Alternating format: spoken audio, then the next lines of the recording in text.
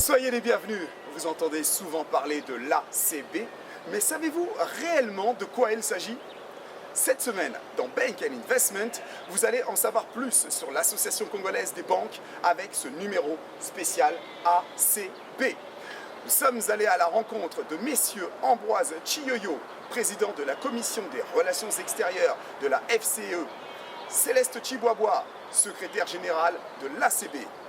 L'invité fil rouge, celui-là même qui nous accompagnera tout au long de cette émission, est monsieur Yves Kuipers, président de l'Association congolaise des banques, interviewé par Adrienne Londolé. Maintenant, sans plus tarder, nous allons prendre l'ascenseur pour prendre de la hauteur dans les tours des banques et des finances.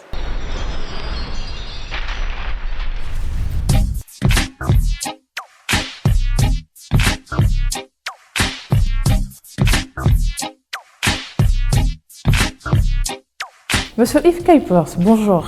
Bonjour. Pouvez-vous nous présenter l'ACB, qui est, je rappelle, l'Association congolaise des banques? Bien sûr, alors en quelques mots, l'Association congolaise des banques, c'est une association qui regroupe en son sein toutes les banques commerciales actives en République démocratique du Congo. Nous sommes au nombre de 19 aujourd'hui. Alors, quel est notre but? En fait, nous défendons nos intérêts communs vis-à-vis de la réglementation, vis-à-vis des lois, vis-à-vis de la situation économique et vis-à-vis de notre métier lui-même. L'association est construite comment? Nous avons un bureau qui regroupe 8 personnes aujourd'hui et nous avons des commissions au nombre de 5 qui sont chargées de traiter de matières spécifiques. Il y a par exemple la commission réglementaire et la commission fiscale. Il y a une commission qui se charge également de la formation, et il y en a une autre qui porte sur les questions juridiques. Alors cette association des banques, elle a connu des hauts et des bas depuis 1952, elle a surtout été revitalisée à partir de l'année 2006-2007, quand M. Michel Lesembe a pris sa tête, puisqu'il a été président pendant à peu près 8 ans, accompagné d'un secrétaire général qui travaille à temps plein pour l'association, qui s'appelle le Célestin Chiboabois. Alors l'association, ça représente quand même quelque chose, puisque sur le plan du total des bilans des 19 banques actives dans le pays, nous compte à peu près 5,5 milliards de dollars et nous employons, je pense, l'équivalent d'à peu près 5000 personnes en emploi direct et en emploi indirect. Pouvez-vous brosser la situation des banques face à la crise économique en général et au Congo en particulier, et également connaître le positionnement de la FEC, qui est la Fédération des entreprises congolaises? Vous savez que le secteur bancaire dans tous les pays, lorsqu'il y a une crise économique, est un secteur qui est en première ligne. Regardez ce qui s'est passé en Europe, je parle en particulier de la Grèce, regardez ce qui s'est passé dans un pays voisin, l'Angola. Que se passe-t-il au Congo? Il est peut-être encore trop tôt pour le dire, puisque nous sommes seulement entrés dans la crise au courant de l'année 2016, et qu'au moment où nous nous parlons, nous ne disposons pas encore du bilan audité de l'ensemble des banques commerciales, et donc nous ne savons pas si le secteur a progressé ou s'il n'a pas progressé, s'il a dégagé davantage de pertes que de bénéfices, etc.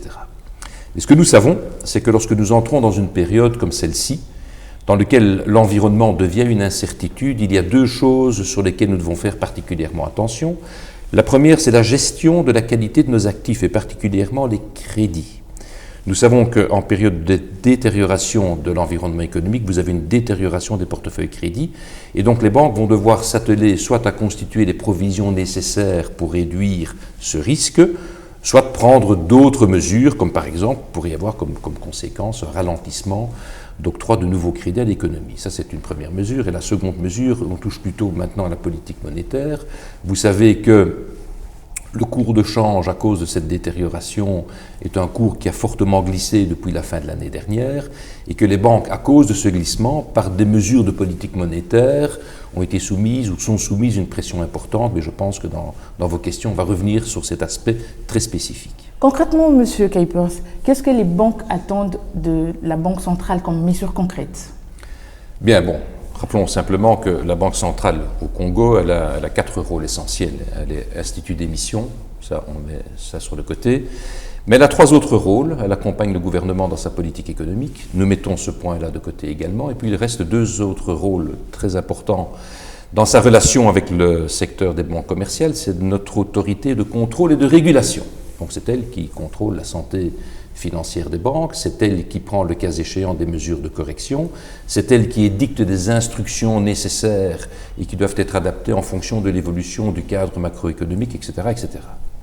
Et c'est elle aussi qui dicte la politique monétaire. Alors, vous savez que le pays, la FEC a développé cela très longuement dans différentes analyses et recommandations qu'elle a fait. La FEC a bien démontré que le pays a été, de façon extrêmement schématique et peut-être réductrice, monoproduit le cuivre, monoclient la Chine. Et que le retournement du prix des matières premières a pesé évidemment et continue de peser sur la santé économique. Des mesures ont été prises. Au niveau de la Banque centrale, il y a eu une mesure phare qui a été le relèvement des coefficients de la réserve obligatoire. On reviendra parce qu'il y a une question qui n'est pas cette fois politique mais qui est technique et qui n'est pas simple à comprendre. Ce que nous attendons de la Banque centrale aujourd'hui, la première chose, c'est que la pression soit réduite, parce que nous sommes soumis à une forte pression à cause de ces mesures de relèvement de la réserve obligatoire pour maintenir un cours de change relativement stable. Ça, c'est la première chose. La deuxième chose, nous demandons à la Banque centrale de pouvoir nous accompagner dans les démarches que nous faisons pour faire, je dirais, progresser le secteur. Et le secteur ne peut progresser que si l'environnement dans lequel nous évoluons, on progresse notamment l'environnement fiscal et l'environnement juridique. Et puis, troisièmement, nous attendons également de la Banque centrale qu'elle puisse travailler avec nous en tant que partenaire. La Banque centrale a un seul client, c'est le secteur bancaire. Et le secteur bancaire a une seule autorité de régulation, c'est la Banque centrale. Donc nous sommes davantage des partenaires, mais ça se traite différemment et sur un autre pied. Et enfin, je pense que la Banque centrale doit faire ce qu'elle doit faire par essence, c'est la régulation et le contrôle. Je pense qu'elle doit aujourd'hui, dans un secteur qui est face à une économie qui souffre, renforcer ses contrôles et la qualité de ceux-ci. Est-ce que la dépréciation du franc congolais pèse sur les banques? La dépréciation en tant que telle, pas tout à fait. Par contre, les mesures de politique monétaire qu'a mis en place la Banque centrale pèsent aujourd'hui sur les banques. Et une mesure en particulier, c'est ce que nous appelons la réserve obligatoire. Alors la réserve obligatoire, qu'est-ce que c'est? C'est l'obligation qui est faite aux banques commerciales de constituer une réserve en francs congolais qui est calculée sur une base d'une fraction de leurs dépôts. Alors, le problème, il est où? C'est que l'essentiel des dépôts des banques commerciales sont constitués en dollars. En 2015, par exemple, pour prendre le chiffre le plus récent en notre possession, les dépôts des banques commerciales étaient de l'ordre de 3,5 milliards, 3,6 milliards de dollars. 80% de ces dépôts sont en dollars. Ça veut dire 2,8 milliards, 2,9 milliards. Les banques ont dû constituer en francs congolais une réserve calculée sur ces 2,8 milliards ou ces 2,9 milliards. Le problème, il est où? C'est qu'à un moment donné, le coefficient de calcul était de 7%, il a été relevé à 12%.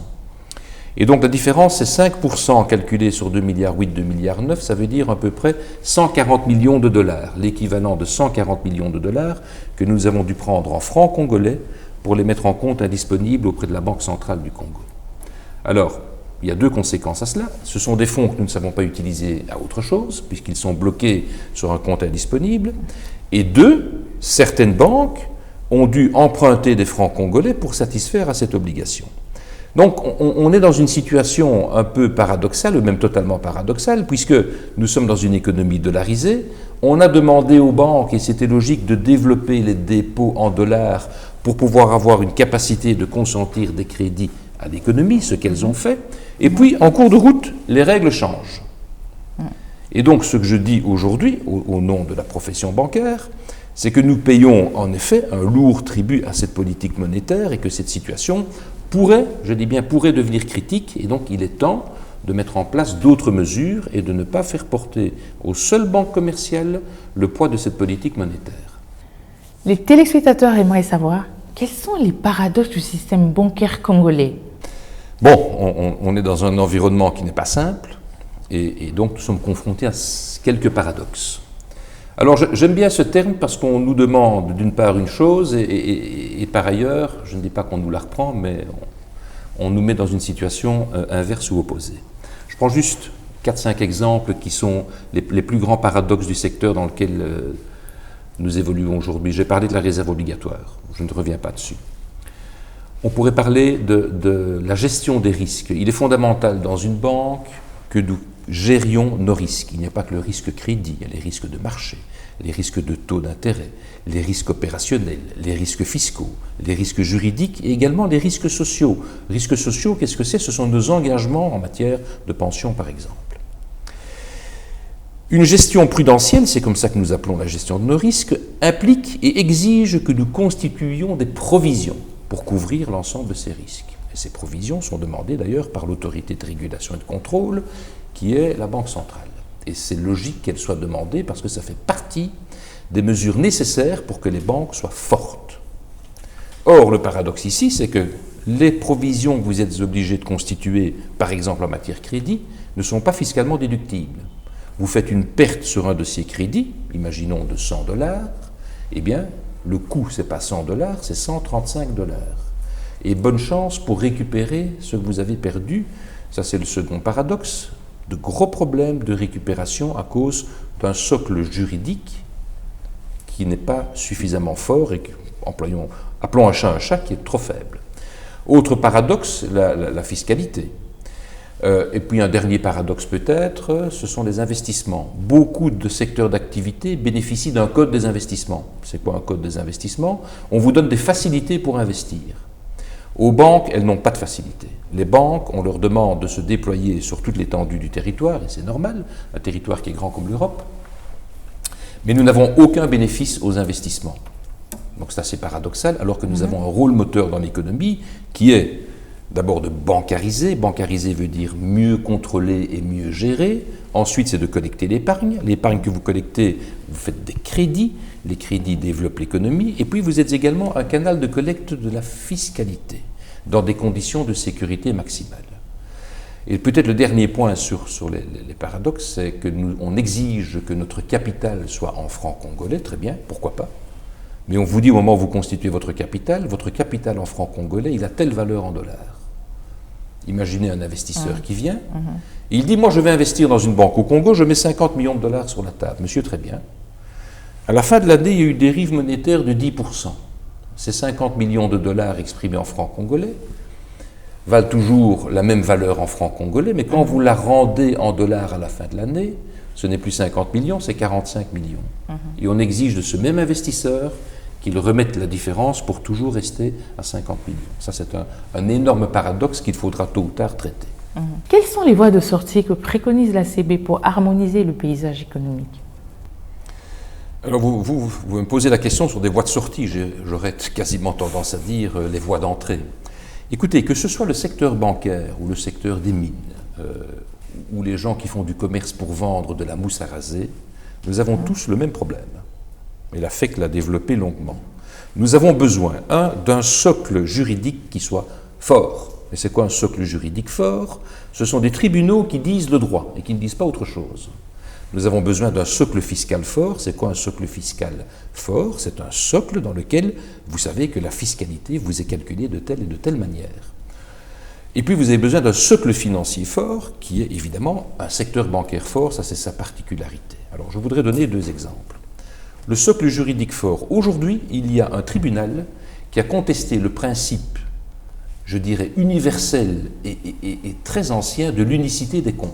C'est quoi l'unicité des comptes? Quand vous avez une saisie sur un compte, on demande à la banque de donner le solde unicitaire. Qu'est-ce qu'on dit? Écoutez, vous, madame, vous avez un compte où il y a plus $100 et puis vous avez un compte où il y a moins $150. Le solde unicitaire, c'est 100 moins 150, ça fait moins 50. Et nous disons, il y a moins 50, solde unicitaire, le compte est donc insaisissable, il n'y a pas de somme à saisir. Eh bien, cette semaine, un tribunal a décrété, mais non, c'est pas comme ça. Il y a un compte des créditeurs de $100, nous allons saisir les $100. Est-ce que vous vous rendez compte dans quelle situation le secteur bancaire va se trouver si cette décision fait demain jurisprudence? Ça, c'est un. Alors, sur le plan fiscal, le socle fiscal, c'est quoi? C'est très simple. La loi fiscale dit que le taux d'imposition sur la base imposable est de 35%. En pratique, si vous regardez ce qui se passe dans le secteur bancaire, nous sommes tous au-dessus de 40 à 45%. Il y a là une anomalie.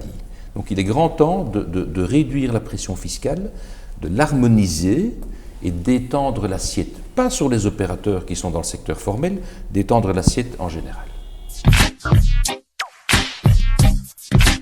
Comment sont gérés les soldes des fonctionnaires par les banques? C'est la question à laquelle va répondre M. Célestin Chiboibois, secrétaire général de l'ACB, dans quelques instants.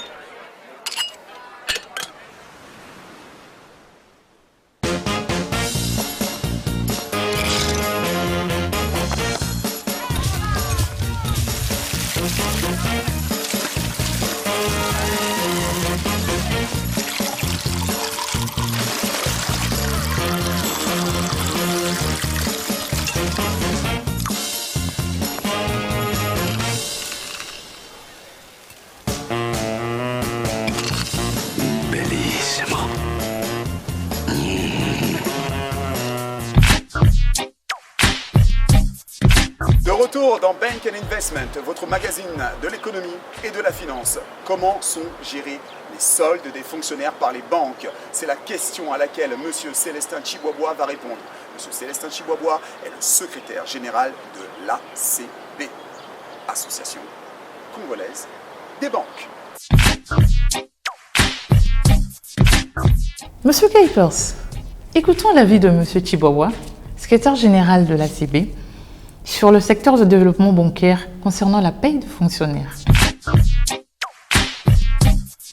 Madame, vous savez, il est toujours difficile de parler après le président de l'ACB. Il parle tellement bien, il a bien expliqué le problème de l'association, qu'il est toujours difficile de parler après lui.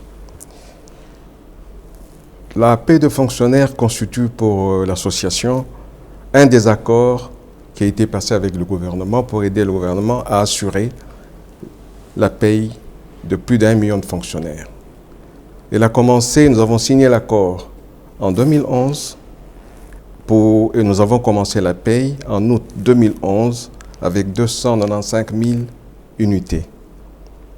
Et aujourd'hui, nous assurons la paie d'à peu près 870 000 agents et fonctionnaires de l'État. Ce chiffre peut passer à 1 200 000 si on y ajoute les rentiers et les inactifs. Mais cette opération s'est faite avec beaucoup de difficultés. M. Kuipers, quand il a développé les problèmes que l'association avait à résoudre, il a parlé du problème de l'extension des agences du système bancaire, en fait, à travers le pays. Ce que je voudrais vous dire, c'est qu'un territoire, donc la superficie d'un territoire dans notre pays, constitue des pays en Afrique de l'Ouest. C'est pour vous dire que quand on a commencé cette opération, il a fallu que les banques, les 15 banques qui participent à cette opération, puissent se déployer. On a commencé avec la capitale, avec Kinshasa. Après Kinshasa, on est allé dans les chefs-lieux de districts. Après les districts, on est allé dans les chefs-lieux de territoire. Et puis, pour finir, dans les territoires, dans le plus profond des territoires. Donc, ça n'a pas été facile et les banques se sont investies dans cette opération.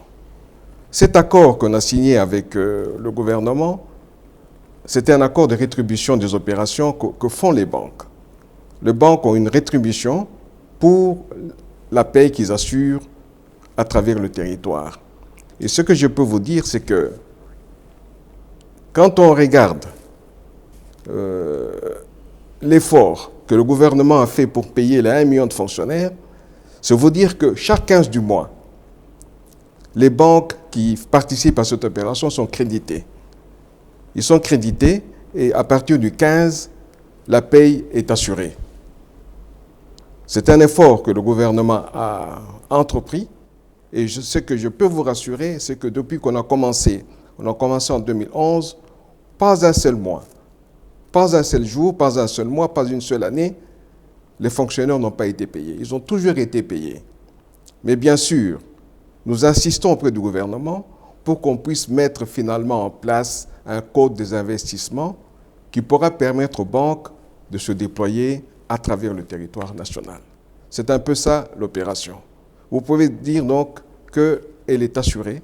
Nous payons plus d'1 million de fonctionnaires et que chaque mois, chaque 15 du mois, la paye débute pour les fonctionnaires. Quels sont les grands chantiers à parachever afin de doter le pays d'un secteur bancaire capable d'accompagner le développement économique?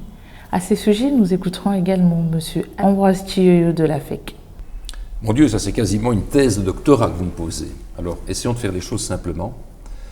Je crois qu'avec quelques mesures simples, mais efficaces, on peut en effet faire progresser les choses rapidement. La première, c'est la capacité du pays à pouvoir attirer des investisseurs dans le secteur bancaire. Et pour cela, il n'y a pas d'autre solution que de modifier cette règle du capital en francs congolais exprimé en dollars. J'ai donné l'exemple tout à l'heure, il n'y a aucun investisseur venant de l'étranger qui va mettre 50 ou 100 millions de dollars sur la table pour qu'on lui demande un an plus tard de remettre une différence qui est simplement liée à une dépréciation de la devise nationale. Ça c'est un. Deux, j'ai parlé tout à l'heure des socles. Il est clair que le renforcement des socles juridiques, judiciaires et des socles fiscaux, c'est fondamentalement important. Mais ça ne vaut pas que pour le secteur bancaire, ça vaut pour tous les secteurs de l'économie. Trois, nous devons absolument favoriser les investissements, parce que nous devons étendre nos réseaux, c'est primordial, même si demain va entrer sur le marché d'autres techniques de circulation des flux monétaires. Vous savez comme moi que la circulation des espèces, ce qu'on appelle le cash, reste prédominante dans le pays, et par conséquent, vous devez avoir les canaux et de distribution et de collecte qui doivent être mis en place, et c'est pour cela que nous devons bénéficier davantage aux investissements. Et puis, dans cet environnement qui traverse une période difficile, et que nous essayons d'accompagner au mieux, je pense que notre autorité de contrôle et de régulation, la Banque centrale, doit nous aider à nous donner du temps et des moyens pour nous renforcer, et pas demander que nous nous renforcions en quelques mois. Ça prend du temps. Vous ne pouvez pas dire votre capital minimum est aujourd'hui de 10 millions de dollars et à la fin de l'année prochaine, il devra être de 30 millions de dollars. Il faut donner du temps, il faut regarder les choses sous un angle dynamique et peut-être même avec une certaine variabilité selon les uns et les autres. Les chantiers sont énormes. Il faut commencer par une bonne administration de la justice. C'est important. Il faut ensuite une bonne politique fiscale. C'est aussi important dans le pays. Mais il faut surtout de bonnes décisions sur le plan économique.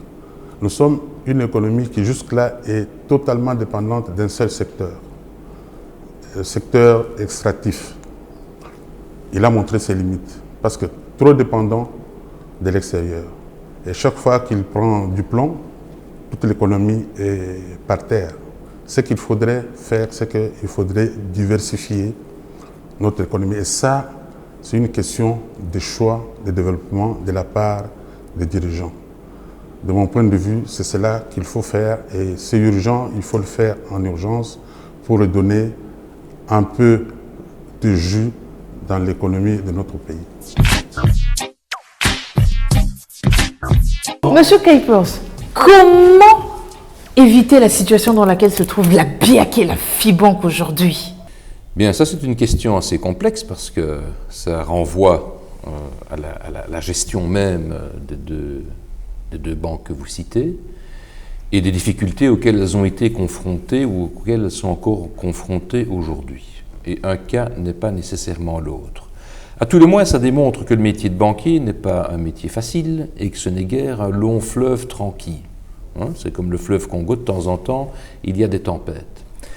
Je pense qu'éviter des situations difficiles pour le secteur bancaire ou pour des banques commerciales en particulier, que ce soit au Congo ou ailleurs, c'est impossible. Par contre, on peut mettre en place des mesures pour réduire les risques. Parce que des banques que l'on ferme, qui tombent en faillite, ou des banques qui font l'objet d'une fusion-absorption par d'autres établissements, ça se passe toutes les années dans tous les pays au monde, que ce soit en Afrique, que ce soit en Europe ou que ce soit aux États-Unis. C'est tout le temps.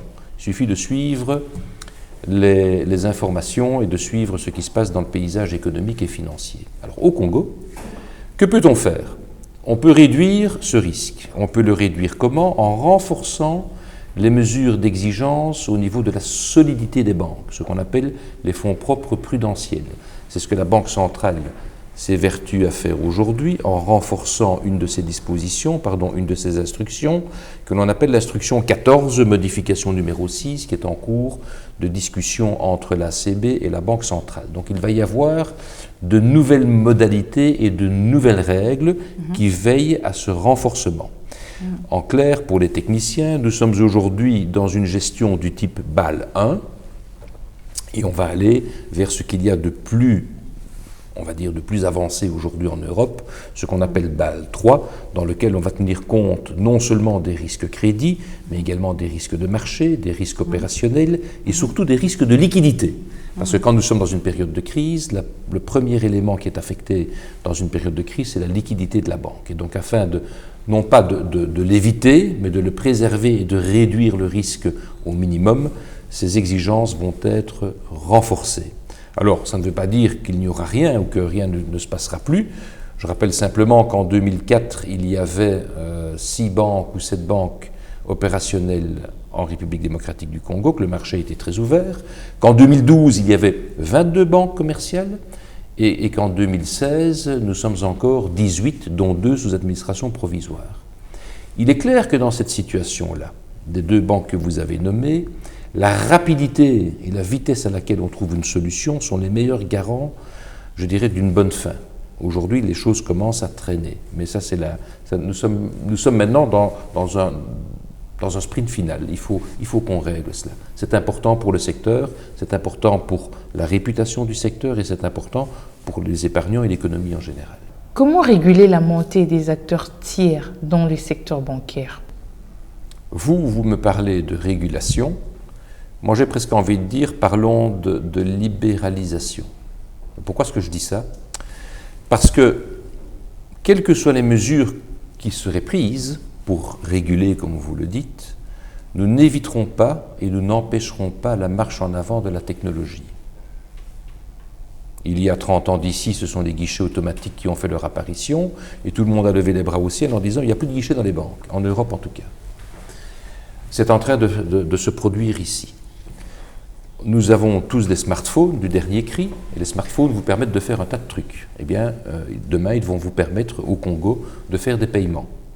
Vous pourrez payer un fournisseur, un magasin à partir de votre smartphone. Et par conséquent, à partir du moment où on touche à la télécommunication, il est clair que les opérateurs de télécom vont avoir un rôle à jouer. Là où il faut réguler, c'est que on exige des banques des mesures et des règles de prudence. Eh bien, il faudra probablement exiger des opérateurs de télécom des mesures et des règles de prudence qui ne seront évidemment pas de la même nature que celles du secteur bancaire, parce que ce n'est pas le même métier. Ce n'est pas du tout le même métier. Ce qu'il faut éviter aussi, c'est que de cela naît une concurrence déloyale, parce que ce n'est pas bon ni pour l'un ni pour l'autre des secteurs. Donc moi je dirais, je vois cela comme un progrès et aussi une nécessité pour le pays. J'ai dit tout à l'heure que le pays était grand comme l'Europe occidentale, que les banques devaient étendre leur réseau, mais tout ce qui fera pour l'extension du réseau, comme on dit, tout fait nombre. Eh bien, les opérateurs télécoms ont certainement un rôle à jouer, dont il faudra déterminer le comment, le pourquoi et avec qui. En résumé, M. Yves Kuipers, quel est le programme de l'ACB et les actions futures? Bon, on va rester dans la simplicité. Je tiens d'abord à souligner que les travaux et les réalisations qui ont été faites par mon prédécesseur, Michel Lecembé, ont permis de donner essentiellement une visibilité à l'ACB que nous n'avions pas. Qu'est-ce que nous devons faire aujourd'hui? Je pense qu'il y a 4 ou 5 grandes actions. La première, nous allons modifier nos statuts, ou en tous les cas les adapter. Rien à voir avec le droit WADA, c'est une question de rendre l'association plus dynamique et plus opérante. Donc ça, c'est un travail qui va être fait au cours de l'année 2017. 2, nous devons nous positionner peut-être différemment par rapport à la Banque centrale. J'ai parlé tout à l'heure de partenariat. Même si c'est notre autorité de contrôle et de régulation, nous devons avant tout être partenaires. Nous devons discuter des modalités de développement, de protection du secteur bancaire. Voir comment il peut croître dans les meilleures conditions de sécurité pour l'opérateur lui-même et bien entendu pour les épargnants. Nous devons aussi travailler avec le gouvernement et certains ministères, et donc certains ministres, parce qu'ils sont aussi très importants pour notre secteur. Ce sont lesquels? C'est le secteur et le ministère des Finances. J'ai parlé de déductibilité fiscale des provisions. Et pas rien que des provisions crédit, il y en a d'autres. Ça, c'est du côté des finances. Et du côté du ministère de la Justice, j'ai parlé du socle juridique. Ce socle juridique, il doit être, c'est prioritaire, renforcé. Ce sont les deux conditions nécessaires et pas encore suffisantes pour un épanouissement du secteur bancaire, parce qu'un secteur bancaire épanoui, c'est une économie qui va accélérer son développement.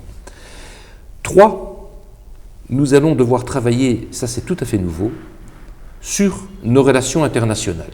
Alors, je m'explique en 2 mots. Toutes les banques commerciales dans le pays ont des correspondants à l'étranger. La politique de ces correspondants à l'étranger à l'égard de la République démocratique du Congo est aujourd'hui de plus en plus restrictive et de plus en plus contraignante. Alors pourquoi ? Mais tout simplement parce que cela présente un certain nombre de risques que ces banques à l'étranger ne veulent plus courir. Regardez certaines banques européennes, notamment, mais aussi des banques américaines, qui ont eu des sanctions extrêmement lourdes de la part du Trésor américain. Elles ne veulent courir aucun risque. Nous avons donc un devoir de développer, de mettre en place ce qu'on appelle des règles de gouvernance, qui sont déjà en place, que nous appliquons.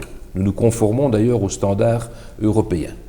Mais nous devons absolument préserver ces relations avec ces banques étrangères, à défaut de quoi nous serions ou nous risquons l'asphyxie. Et puis le dernier point, ça nous le constatons tous les jours, je vous ai parlé tout à l'heure de l'effectif direct et indirect dans les banques commerciales, à peu près 5000 personnes, si pas plus. Nous devons aussi axer nos ressources sur la formation. L'exigence que nous avons pour un métier qui est en développement permanent, c'est d'avoir des agents, des cadres, et demain des cadres dirigeants qui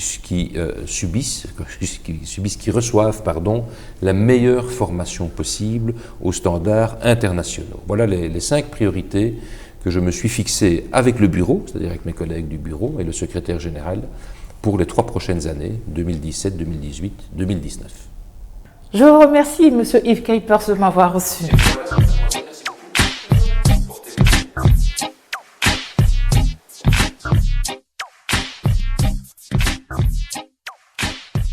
Cette émission spéciale ACB est terminée. Nous nous retrouvons la semaine prochaine pour un nouveau numéro de Bank & Investment, votre magazine de référence de l'économie et de la finance.